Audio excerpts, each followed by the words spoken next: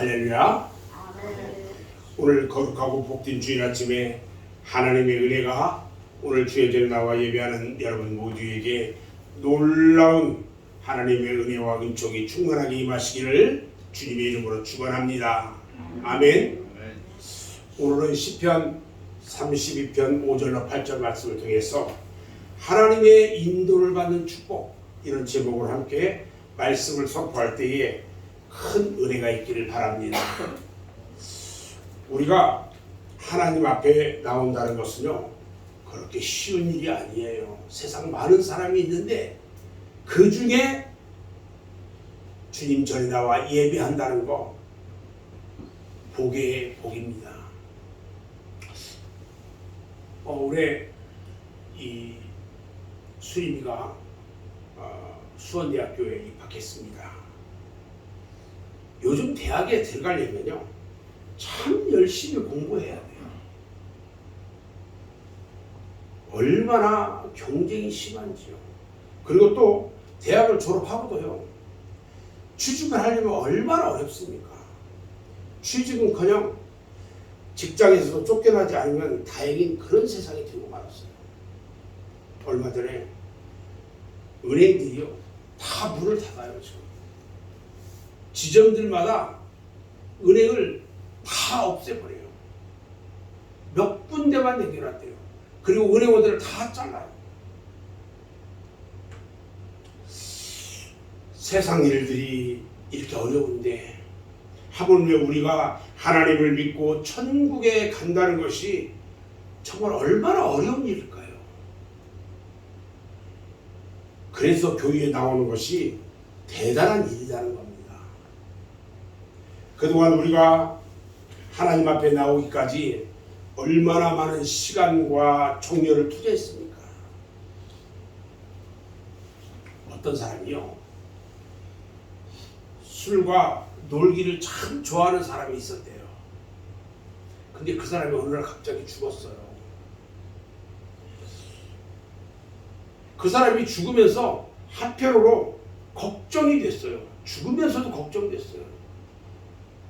내가 지금까지 술 먹는 거 좋아하고 놀기 좋아했는데 틀림없이 가면 지옥 갈 텐데, 뭐 이런 생각하면서 죽었대요. 그런데 그가 죽어가지고 어디 갔냐면 천국에 갔어요. 천국 문 앞에 갔는데 그곳에 가보니까 베드로 사도가 문 앞에 딱 서서 물어보는 거예요. 당신 천국 갈래? 지옥 갈래? 이렇게 물어봐요. 여러분 같으면 뭐라고 대답할까요? 근데 이 사람이 생각하는 듯 하더니, 이렇게 고마울 때가 어디 있습니까? 어떻게 이걸 나한테 물어보고 내가 대답만 하면 그쪽으로 가게 해준단 말입니까? 그러면서 베드로 사도에게 부탁을 합니다. 뭐라고 부탁하냐면, 그러면 한 번 더 자비를 베풀어 주셔서 내가 천국과 지옥 구경을 좀 할 수 있게 해주세요. 이렇게 얘기를 하는 거예요. 그러니까 베드로사가 그럼 그렇게 하시죠. 자, 그래서 이 사람이 천국에 먼저 갔습니다. 천국에 가니까 흰옷을 입은 성도들과 천사들이 다 모여서 하나님을 찬양하고 하나님께 영광을 돌리는데, 뒤에서 좀 앉아있으려고 보니까 좀 따분하고 영 마음이 안 들어요. 그래서 안내하는 사람에게 이번에는 지옥으로 가보자고 해서 지옥에 갔어요. 그곳에 가보니까요, 빠찡코 카지노가 있고요, 술집도 있고요, 여자들도 있고요, 왁자지껄 막 떠드는 사람들이 많은데 사람 사는 곳처럼 마음에 쏙 들었어요. 그럼 생각해보는 거예요. 이게 지옥이라고? 그 사람은 두말할 것도 없이 베드로 앞에 가서 결정한 생각을 말합니다. 저는 아무래도 지옥 체질인 것 같습니다. 그러면서 그러니까 지옥으로 보내주세요. 이렇게 대답을 했어요. 베드로 사도가 깜짝 놀라가지고 정말입니까? 예, 정말입니다. 후회 안 하겠습니까? 예, 절대 후회하지 않습니다. 그래서 그는 지옥으로 보내졌어요. 그런데 지난번에 왔던 곳과는 달리 다시 지옥에 가보니까 술집도 없고 카지노도 없고 여자도 없고 탄광굴 깊은 곳까지 들어가는데 그 속에 뜨거운 불쑥이 펄펄 끓는데요. 거기에서 일을 하라고 하는 겁니다. 그래서 그런 안내자에게 물어봤어요. 이거 좀 틀리지 않습니까? 지난번에 왔던 곳은 여기가 아닙니다. 술집도 있고 카지노도 있었는데 왜 이곳으로 나를 보냅니까? 그래서 안내자가 하는 얘기가 그때는 관광비자로 왔고 지금은 영주권입니다 하고 얘기하더래요. 우스갯소리로 제가 이 말씀을 드렸는데요. 여러분들에게 인생이 무엇이라고 묻는다면 여러분들은 무엇이라고 대답하겠습니까? 우리 교회에는 어르신들이 많은데 인생이 무엇이냐? 여러분, 인생은요 하나님의 피조물입니다. 우리 피조물은요 참으로 약한 존재예요. 그러므로 피조물 되시는 우리 하나님의 보호와 인도를 받아야 됩니다. 그래서 하나님은요 태초에 아담과 하와를 창조하셔서 하나님의 보호의 울타리 속에 에덴 동산에서 살게 하셨던 거예요. 왜 그렇게 했느냐? 하나님의 보호와 인도가 그들에게는 필요했기 때문에 그래요. 그런데 인간은요 그 하나님의 언약을 어기고 범죄를 합니다. 그리고 하나님의 보호권 밖으로 쫓겨나고 말았어요.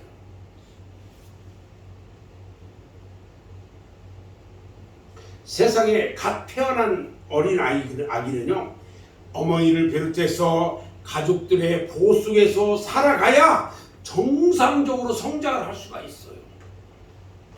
그런데 그 아이가 낳아준 부모가 아니고 다른 사람 손에서 키워진다면 친부모처럼 잘 보살필 수는 없을 겁니다. 우리가 한낱 여행을 할 때도요 안내자가 있어야 하듯이 우리 인생이 이 세상을 살아갈 때는 하나님의 인도와 보호가 절대적으로 필요한 것입니다. 아멘.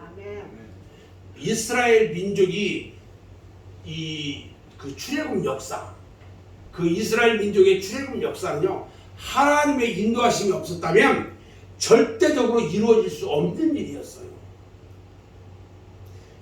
강팍한 바로왕에게요 10가지 재앙을 내려가지고 그의 강팍함을 여지없이 꺾으셨고요. 홍해에서 길을 열어가지고 마른 땅처럼 건너게 하셨고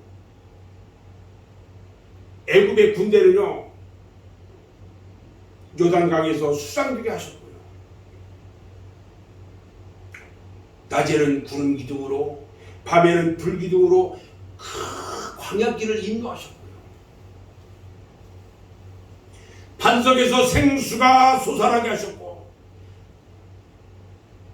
만나를 내려 먹게 하는데요 메추라기를 주신 것은 어느 한순간도 하나님의 도우심 없이는 이루어질 수가 없는 것이었다는 겁니다. 신명기 32장 10절 말씀을 보면요 여호와께서 그를 황무지에서 짐승의 부르짖는 광야에서 만나시고 호위하시며 보호하시며 자기의 눈동자같이 지키셨다 말씀하셨어요. 시편 17편 8절에서 보니까요 다윗이 하나님께 기도합니다.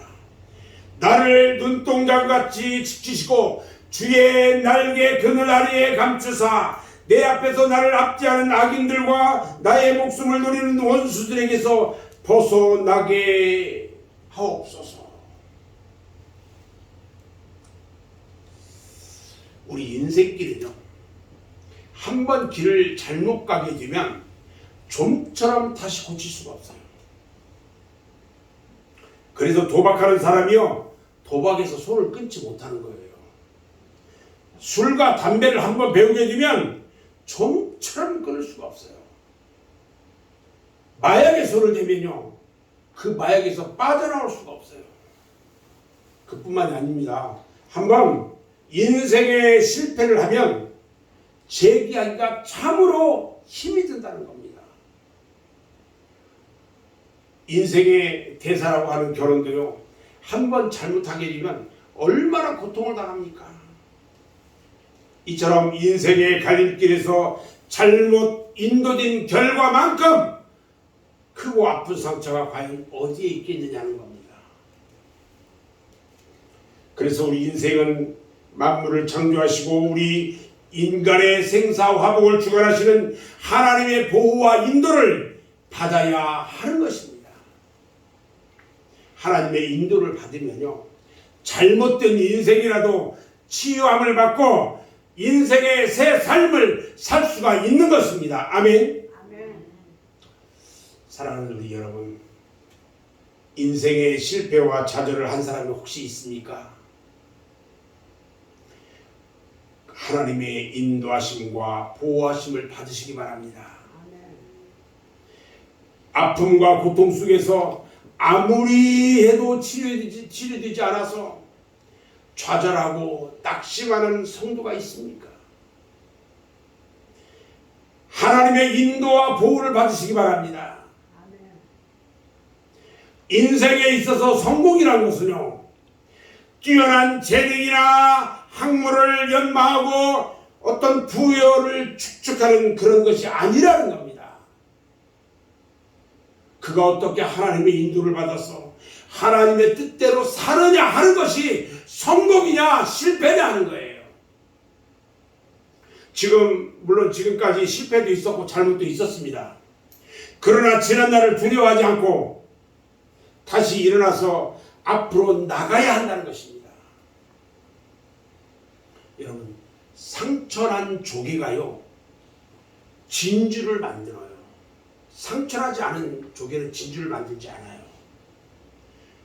고난이란 숭고한 영혼을 만드는 하나님의 비밀 통로입니다. 또 인간의 행복이라뇨, 공장에서 나오는 물건처럼 완제품이 없어요. 100% 행복한 사람도 없고 100% 불행한 사람도 없다는 거예요. 이제부터 하나님의 사랑과 보호와 인도하심이 여러분 모두에게 있기를 소원합니다.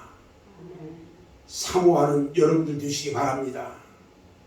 그래서 여호와 하나님의 강력한 손에 붙들림 받기를 주님의 이름으로 축원합니다. 아멘. 아멘. 이사야서 41장 10절. 이사야서 41장 10절 하면은 우리 교회의 주제예요. 두려워하지 말라, 내가 너와 함께함이라. 놀라지 말라, 나는 내 하나님이 됨이라. 내가 너를 굳세게 하리라. 참으로 너를 도와주리라. 참으로 나의 의로운 오른손이 너를 붙들리라. 또 이사야 41장 이 14절에서도 보니까요, 버러지 같은 너희 야곱아, 너희 이스라엘 사람들아, 두려워하지 말라. 나 여호와가 말하느니 내가 너를 도울 것이라. 내 구속자는 이스라엘의 거룩하니라 그랬어요.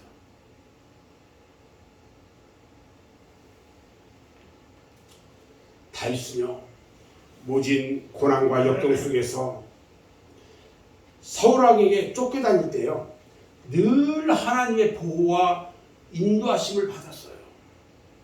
시편 23편 1절로 6절 말씀, 여러분들이 잘 아는 이 말씀을 같이 한번 함께 나누려고 합니다. 여호와는 나의 목자시니 내게 부족함이 없으리로다. 그가 나를 푸른 풀밭에 누이시며 쉴만한 물가로 인도하시는도다. 내 영혼을 소생시키시고 자기 이름을 위하여 의의 길로 인도하시는도다. 내가 사망의 음침한 골짜기로 다닐지라도 해를 두려워하지 않을 것은 주께서 나와 함께 하십니다. 주의 지팡이와 막대기가 나를 안위하시나이다. 주께서 내 원수의 목전에서 내게 상을 차려주시고 기름을 내 머리에 부으셨으니 내 잔이 넘치나이다. 내 평생의 선하심과 인자하심이 반드시 나를 따르리니 내가 여호와의 집에 영원히 살리로다. 오늘 본문 말씀은요, 다윗의 시편인데, 다윗이 오늘 본문 시편을 지었을 때 그 배경을 우리가 생각해 볼 수 있어요. 배경을 살펴보면은 다윗의 일생에 옥의 티라고 할 수 있는 참 나쁜 일이 기록되어 있어요. 그게 뭐냐면 우리아의 아내 밧세바를 취합니다. 그리고 나서 나단 선지자를 통해서 하나님의 책망을 받고요, 그런 눈물을 흘리면서 회개합니다. 그리고 회개한 후에 그 어두움과 두려움과 근심과 공포가 다 물러가고요, 밀물과 같이 밀려오는 하루의 평안과 행복을 노래한 시가 오늘 본문의 말씀이에요. 시편 32편 3절 말씀을 보면요, 내가 입을 열지 아니할 때에 종일 신음함으로 내 뼈가 쉬하였도다. 주의 손이 주야로 나를 누르시오니 내 진액이 빠져서 여름 가뭄에 마름같이 되었나이다. 여러분, 웅크리고 있으면 안 돼요. 그런데 다윗이 회개한 후에 그의 고백이 5절에 나옵니다. 내가 이르기를 내 허물을 여호와께 자복하리라 하고 주께 내 죄를 아니고 내 죄악을 숨기지 아니하였더니 곧 주께서 내 죄악을 사하셨다. 여러분, 회개하면 우리 하나님께서 내 죄를 깨끗하게 씻어주신다는 것입니다. 아멘. 그 죄악 가운데 있을 때는요, 하나님의 인도함이 없어요. 하나님의 보호함이 없어요. 내 죄를 다 주님께 자복하고 용서를 받고 나니까 하나님의 인도의 손길이 함께함으로 인해서 이를 찬양했다는 것입니다. 여러분, 어떤 환경이나 어떤 상황이나 어떤 경우에서도요, 하나님이 함께 하신다는 그 약속을 믿어야 합니다. 아멘? 사람은 한번 실패의 고배를 마시게 되면요, 의욕이 상실되고 적극성이 떨어집니다. 그리고 자꾸만 뭐 하려면 주저주저해요. 그런데 우리 하나님은요, 여호수아서 1장 5절 말씀에서 말합니다. 내 평생에 너를 능히 대적할 자가 없으리니 내가 모세와 함께 있었던 것 같이 너와 함께 있을 것이니라. 내가 너를 떠나지 아니하며 버리지 아니하리라 말씀하셨어요. 여러분, 하나님의 사람, 하나님 앞에 기도하는 사람, 하나님 앞에 회개하고 하나님만 의지하는 사람에게 우리 하나님께서 어떤 누구도 원수가 되지 않게 하시고 그와 함께 하시고 떠나지 않게 했대요. 버리지 않겠대요. 여호수아에게 우리 하나님께서 말씀하셨어요. 여호수아 1장 9절도 보니까요, 내가 내게 명령한 것이 아니냐, 강하고 담대하라, 두려워하지 말며 놀라지 말라. 네가 어디로 가든지 네 하나님 여호와가 너와 함께 하느니라. 할렐루야.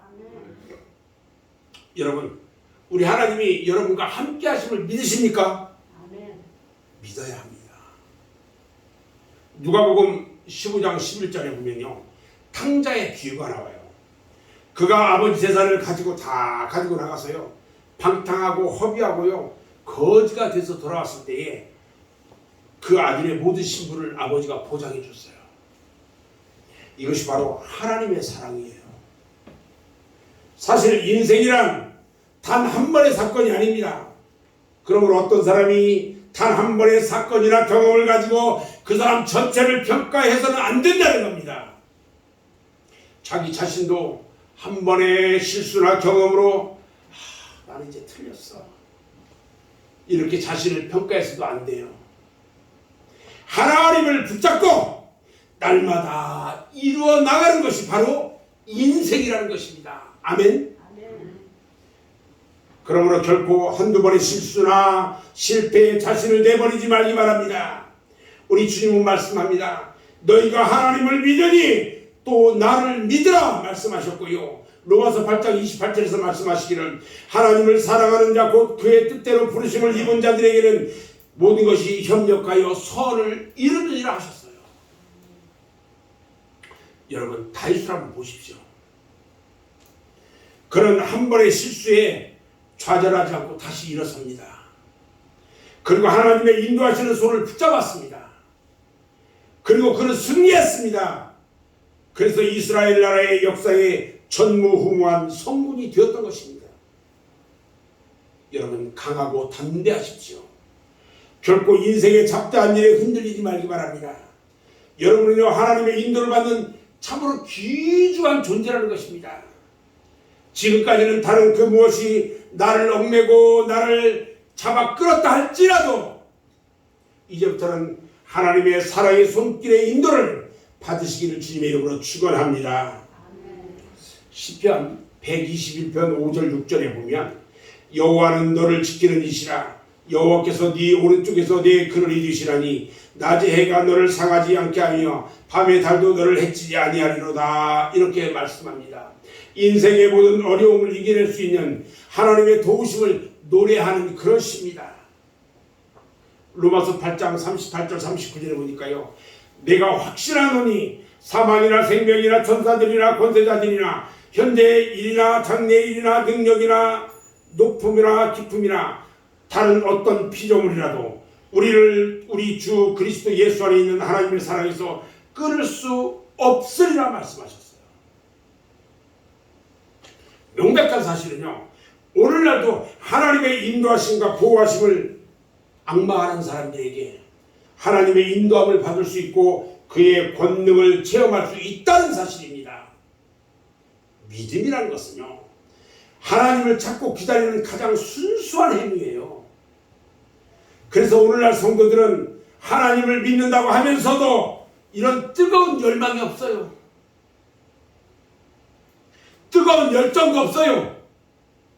신학의 불은 꺼져가고요, 시커먼 숫덩이만 붙들고 있단 말이에요. 시커먼 숫덩이만 붙들고 예수 잘 믿는 것처럼 자기 믿음이 중병이 된 것도 모르고 착각에 빠져 있어요. 그리고 내가 집산에 권산에 창론을 하면서 있고요. 이래서는 안 됩니다. 어디서 떨어졌는지 다시 한번 돌이켜보고 회개해야 합니다. 하나님의 부드러운 손길은요, 지금도 여러분 곁에 계십니다. 하나님의 그 손을 여러분 꼭 붙잡으시기 바랍니다. 그리고 하나님의 인도하심으로 승리의 삶을 살기를 주님의 이름으로 축원합니다. 두 번째는요, 우리가 기도하고 찬송하면서 예배드리는 것은요, 하나님의 도움의 손길을 바라는 신앙의 고백이라는 것입니다. 현대처럼 어지럽고 험한 살기 힘든 시대는 역사상 없었습니다. 하나님이요, 홍수로 온 지면을 심판하실 그때에 사람이 패역하고 죄악이 관영했다라고 해도요, 지금보다는 덜 했을 거예요. 얼마나 죄가 많은지요. 유황불로 멸망받은 소돔과 고모라가요, 음란했다고 해도 지금보다는 덜 했을 거예요.